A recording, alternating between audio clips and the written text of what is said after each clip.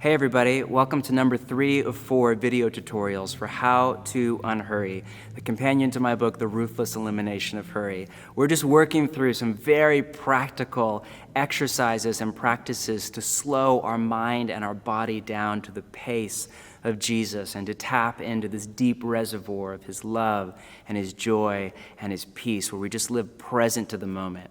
You know, if you pay attention to the life of Jesus, you notice that his teachings on money and on things are some of his most radical teachings on record. I think of Jesus' line, "A person's life does not consist in the abundance of possessions." That is literally the exact opposite message of what we hear in ad after ad, story after story, as it comes to us through the gurus of marketing and advertising. Nothing wrong with that at all. I'm not down on things or stuff or even wealth. There's a place for all of that in gratitude. But when you watch the life of Jesus and you pay close attention, you realize his life was very simple, not just with things, with time, with relationships, with attention. He lived with a high degree of intentionality, focus, and as a result, I think of Eugene Peterson's translation of Matthew 11, freely and lightly. There's just a joy, a sense of humor, an ease, a presence about Jesus.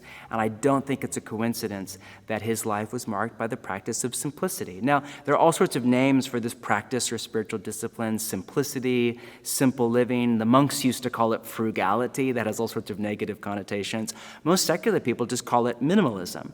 Now, minimalism is a great language for it, but often we hear that and we just think of a modern design house with no children and no mess or whatever it is. And simplicity is less about a design aesthetic or even how many things you have, though that's a key factor of it. It's just about how do we live where the main thing is the main thing, where our life is literally built around Jesus and our abiding prayer life with him, about the relationships that matter most to us, and about whatever the work or assignment that God has given us to do in the world is. Now, for this practice, we have some very simple exercises, most of which have to do with your stuff. How do you minimize? How do you cut your life, your stuff, your closet, your home, your apartment, your schedule, your budget down to the really good stuff, where everything, every possession in your care, every moment of your day is just spent well. You feel really good about it. A few things to begin. You are going to need to start 4 piles. Use bags, use boxes, use containers, whatever works for you. The first pile is a giveaway pile. Here's something that I have that's in a closet, in a room, in my life, in my wardrobe, and I don't need it anymore. Let me give it away to somebody in need or a family member or a friend. Second pile is sell. This is something that I want to make some money on, and I can do whatever I want with that money in Jesus and his kingdom. And the third pile is to throw away or to recycle. This is just garbage, or this is just time to go into the recycling bin. And the final pile is the most important, and it's the weight pile. So one of the first things you discover as you begin to minimize your stuff and pare down your life is that most of us have a very emotional connection, more than we realize, with our stuff. We spent money on stuff. Money is a representation of time from our job or our work or whatever. And so often we get not only sentimental, but emotional about the stuff in our closet or in our home. And so if your experience is anything like mine, as you're doing this the first time or a couple of times, you'll have a lot of items, that shirt, a pair of shoes you don't really wear, and you don't really want them, but you spend a lot of money on them and you feel weird, or it was a gift from your grandma or whatever it is. Anything that's in question, just put it in the weight pile or in a bag or in a box. And then you just put that box away for whatever time period you set. I'd recommend, say, 6 months. And what you find is if at any moment something comes to mind, you're like, oh, I really want that jacket, or I really want that pot from grandma 3 Christmases ago, or whatever. I really want that bicycle I thought I would never use again. Whatever it is, just take it out of the box or the bag or the garage, and great, enjoy it, and consider it again another time. But more than likely, once stuff goes in that pile, box, bag, you won't even give it a second thought. And then when you reopen it 6 months later, a year later, whatever, it will be much easier to just let go of it, sell it, give it away, throw it away, recycle, whatever the need is. Now, 4 very simple exercises. Each one will take you a little bit of time, should be a lot of fun. Put on some good music or a movie in the background and just have fun with this. Exercise 1 is your closet. I really think the best place to start is your closet. You just go into your room, your bedroom, get your 4 piles ready to go, and then one idea is just to take every single thing out of your closet. Throw it on your bed or on the floor, just take everything out. It's literally empty, vacuum, clean your closet, whatever, and then begin to sort things into giveaway pile, sell pile, throwaway recycle pile, and weight pile, which more likely will be your biggest pile. And then as you're ready, just begin to add things back in. Now again, no legalism, no right, no wrong. You want to have a lot of things, you want to have a little things. There's all sorts of ways to do this. And I have some very specific examples in How to Unhurry that I've written up line by line. Exercise 2 is basically to do the same thing but with your stuff. I recommend that you start somewhere easy and non-sentimental, like the bathroom or the linen closet, and then maybe move on to somewhere like the living room where there's no closet to mess around with, and then maybe end in the kitchen, which is a little bit overwhelming if you have a kitchen and it's full of stuff. And again, same thing, 4 piles. Take everything out if you want, or that's a little bit tricky in a kitchen, so whatever works for you. And again, same thing, 1 pile, give away, another sell, another throw away, recycle, and another keep or just wait on until next time.